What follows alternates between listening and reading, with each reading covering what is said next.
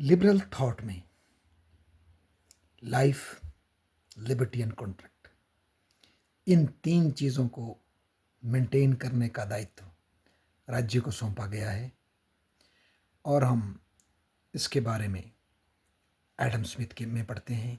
इसके बारे में हम मॉडर्न टाइम में रॉबर्ट नोजिक के एनार्की स्टेट एंड यूटोपिया के बारे में पढ़ते हैं। और इसी कॉन्टेक्स्ट में मैं आपको ये बताना चाहता हूँ कि जब लाइफ और लिबर्टी के बारे में तो आपने जॉन लॉक में विस्तार से पढ़ा होगा, फ्रीडम के बारे में पढ़ा होगा, पर इन्फोर्समेंट ऑफ कॉन्ट्रैक्ट का क्या महत्व है, विशेषकर इसके इकोनॉमिक डायमेंशन में, जो कि आज बहुत ज़्यादा क्रूशल हो चुका है। इसको समझने के लिए हमें ऑस्ट्रियन इकोनॉमिक्स के एक प्रोधा मिसेस की एनालिसिस को समझना पड़ेगा। मिसेस का ये मानना था, states coercive interference in either money और banking, including its licensing of monopolistic central bank, reduces all men's freedom, सभी व्यक्तियों के अधिकारों को छीनता है, साथ में most men's wealth, और अधिकांश लोगों की वेल्थ को भी लूट लेता है। उनका ये मानना था कि स्टेट को कॉन्ट्रैक्ट इन्फोर्स करनी चाहिए और इसी तरह की कॉन्ट्रैक्ट उसको बैंक्स पे भी इम्पोज करनी चाहिए, इन्फोर्स करनी चाहिए। अगर कोई बैंक लोगों से बोरो करता है और भविष्य में उसको वापस करने का वादा करता है, तो उन बैंकों को वो भविष्य में जो वादा किया है उसको पूरा करने के लिए फोर्स किया जाना चाहिए। परंतु मॉडर्न सेंट्रलाइज बैंकिंग में जो सेंट्रल बैंक्स हैं उनके तत्वाधान में सरकारें, स्टेट्स शटर करते हैं बैंक्स को, ताकि उन्हें भविष्य में और ज़्यादा सही ढंग से लैंडिंग रिटर्न ना करना पड़े, कॉन्ट्रैक्ट इन्फोर्स ना करना पड़े, ताकि और ज़्यादा लैंडिंग हो सके। आज के दौर में जो ये फ्रैक्शनल रिजर्व सिस्टम है, फ्रैक्शनल रिजर्व सिस्टम अर्थात जहाँ पर हम पैसे को, जो पैसे इकोनॉमी में प्रोड्यूस किया जाता है उसको कई गुना बढ़ा करके हम यूज़ करते हैं और पैसे को कहीं ना कहीं इस फिड्यूशरी करेंसी में गोल्ड से जो उसका एक पैगिंग थी, उसके साथ जो उसकी एक अंडरस्टैंडिंग थी, उसको हमने रिड्यूस कर दिया है और गोल्ड अब बहुत कम बचा है और उसके अनुपात में कई गुना हम पैसा छाप रहे हैं। उससे अधिक से अधिक मनी की सप्लाई बढ़ती है। जब मनी की सप्लाई बढ़ती है तो लोगों को लैंडिंग होती है और जो डिपॉजिटर है, जो पैसा जमा करता है, वो पैसा जल्दी निकाल सकता है और लोगों के ऊपर लॉन्ग टर्म में लैंडिंग की जा सकती है, क्योंकि पैसा कई गुना मल्टीप्लाई किया जाता है। कंप्यूटर पे बैंक पैसा बनाया जाता है। जैसे ही आप बैंक जाते हैं, बैंक से लोन लेते हैं, तो बैंक उस अमाउंट की एंट्री कंप्यूटर में करता है और बाद में आरबीआई उस अनुपात में डिजिटल मनी क्रिएट हो जाता है, आंकड़ों में क्रिएट हो जाता है। तो ये चीज़ चलती है। होता ये है, मिसेज ये कहते हैं कि इससे बेसिकली ये होता है, मनी कोई न्यूट्रल चीज़ नहीं है। जैसे ही आपने एक्सेस मनी क्रिएट किया, गवर्नमेंट ने पैसा प्रिंट किया या ऑनलाइन फ्रैक्शनल रिजर्व के थ्रू जो है बैंक्स क्रिएट कर रहे हैं, उससे क्या होता है, सब ये अनइक्वली सबको इम्पेक्ट करता है और इसका इम्पेक्ट पड़ता है वेल्थ डिस्ट्रीब्यूशन पर समाज में। इन मतलब जिसमें जिसमें बहुत से लोग इन्वॉल्व ही नहीं है, पर इनडायरेक्टली उनकी वेल्थ छीन ली जाती है। क्योंकि जैसे जो बैंक्स वेल्थ क्रिएट करते हैं फ्रैक्शनल रिजर्व के थ्रू, वो रिसोर्स पैदा करते हैं, उनको एडवांटेज मिलती है। उसके बाद जो जो आगे वो उद्यमियों को देते हैं, उनको एडवांटेज मिलती है, अनड्यू एडवांटेज मिलती है। और फिर वो उनका प्रयोग कैपिटल गुड्स को परचेज करने में, लैंड कैपिटल उसको परचेज करने में यूज़ करते हैं। और सबसे लास्ट में जाकर समाज के कमज़ोर लोगों के पास ये जो परचेजिंग पावर जो बड़ी है ये पहुंचती है। तब तक जो समाज में जो शक्ति का डिस्ट्रीब्यूशन है, आर्थिक शक्ति का डिस्ट्रीब्यूशन है, वो उन वर्गों में पहले पहुंच जाता है जो बैंकर हैं और इंडस्ट्रियलिस्ट हैं, जो बोरो करते हैं। और इसीलिए समाज में और ज़्यादा असमानता बढ़ती है। तो मिसेज का ये मानना है, ये असमानता को कैपिटलिज्म की देन नहीं, ये असमानता राज्य के द्वारा जानबूझ के जो सेंट्रल बैंक की मोनोपोली स्थापित की गई है और सेंट्रल टकसाल से पैसा छापा जा रहा है या फ्रैक्शनल रिजर्व थ्रू सिस्टम से आज डिजिटल करेंसी बैंक्स क्रिएट कर रहे हैं, उसके कारण हो रही है, उस मोनोपोली के कारण हो रही है। क्योंकि आज जो लैंडिंग है वो लैंडिंग लॉन्ग हो रही है और बोरोइंग शॉर्ट है। लैंडिंग लॉन्ग टर्म की जा रही है और बोरो हम शॉर्ट कर रहे हैं, और इसकी वजह से एक्सेस पैसा दिया जा रहा है जबकि रियल पैसा कम जमा हो रहा है, और ये फाइनेंशियल क्राइसिस पैदा करता है, ये कई तरह की विकृतियां पैदा करता है। इससे मुक्ति पाने के लिए मिसेस कहते हैं बेसिकली फ्री बैंकिंग होनी चाहिए।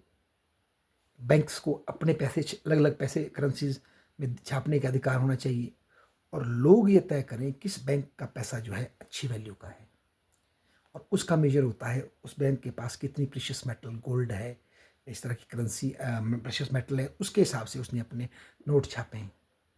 और अगर लोगों को डाउट होगा तो लोग उस बैंक पे रन करेंगे और जाके उससे पैसा मांगेंगे, और अगर पैसा मांगेंगे एक्सेस में तो बैंक खत्म हो जाएगा।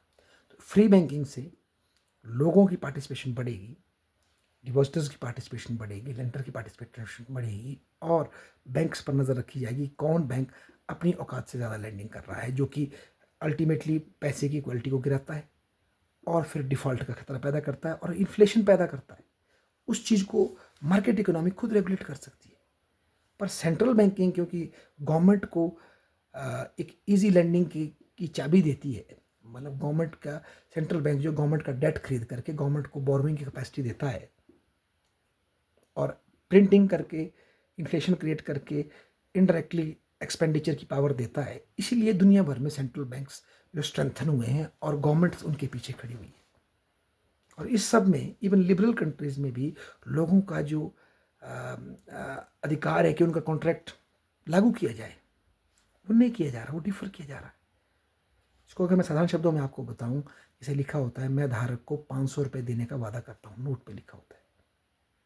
तो आज मैंने ये 500 कमाया मजदूरी करके, तो ये जो इसमें लिखा हुआ है ये हर दिन गायब हो रहा है। कैसे गायब हो रहा है? क्योंकि जो फ्रैक्शनल रिजर्व में हर दिन कंप्यूटर पे नया पैसा क्रिएट किया जा रहा है विदाउट उसको सोने से बैक्ड करके, वो मेरे उस 500 की आने वाले 2 साल बाद जब मैं 500 रुपये निकालूंगा, उसकी जो रियल वैल्यू जो आज है उसको रिड्यूस कर रहा है, ना कि बढ़ाने के बजाय वो रिड्यूस हो रही है। इन्फ्लेशन लग रही है, इनडायरेक्टली मेरी वो वेल्थ चोरी हो रही है जो मैंने कमाई। ये बहुत बड़ा अन्याय है लोगों के साथ, और इसमें इसके डिटर्मिनेशन में लोगों की कोई पार्टिसिपेशन ही नहीं। मिसेस कहते हैं जबकि मार्केट्स आपको इनेबल कर सकती है, पर शर्त सिर्फ ये है कि स्टेट जो है बैंकिंग सेक्टर से हट जाए, बैंकिंग में कंपटीशन को इंट्रोड्यूस करे, खुद पीछे हट जाए और सिर्फ बैंक्स को अपने जो कॉन्ट्रैक्ट उन्होंने किए हैं लोगों को पैसे देने के, उसको इम्पोज करने का काम करे। आप पाएंगे कि जो कंपटीशन सेट इन होगा और जो डिपॉजिटर और जो लेंडर हैं वो खुद अपने आप उन बैंक्स की करेंसीज को नज़र रखेंगे। जो बैंक एक्सटेंडेड लैंडिंग करेगा, एक्सेस लैंडिंग करेगा, वो पाया जाएगा, उसमें बैंक रन होगा, वो खत्म हो जाएगा, और जो प्रॉपर मेंटेन करेगा बैलेंस वो लाभ में जाएगा। ये एक बहुत बड़ी समस्या आज दुनिया के सामने है, और आए दिन हम इसका एक इम्पैक्ट हमें बूम और बस्ट में दिखाई देता है, जो कि अपने आप में कहीं ना कहीं जो एक्सेस मनी सप्लाई जो क्रिएट होती है फ्रैक्शनल रिजर्व सिस्टम से, उसके कारण पैदा होता है। क्योंकि जब एक्सेस मनी सप्लाई होती है तो उससे जो हमारे इन्वेस्टर होते हैं उन्हें धोखा लग जाता है, उन्हें लगता है कि लॉन्ग टर्म इन्वेस्टमेंट वो बेटर कर सकते हैं क्योंकि मनी सप्लाई चीप है, और जो कंज्यूमर भी है शायद वो भी अभी चाहता है कि लॉन्ग टर्म इन्वेस्टमेंट हो और वो कुछ दिन अपने सेविंग करना चाहता है। पर जैसे ही मनी सप्लाई बढ़ती है और लास्ट में जब इन्वेस्टर की तुलना में आम मजदूरों पर पहुंचती है, आम आदमी पहुंचती है, तो वो कंजप्शन करना चाहता है।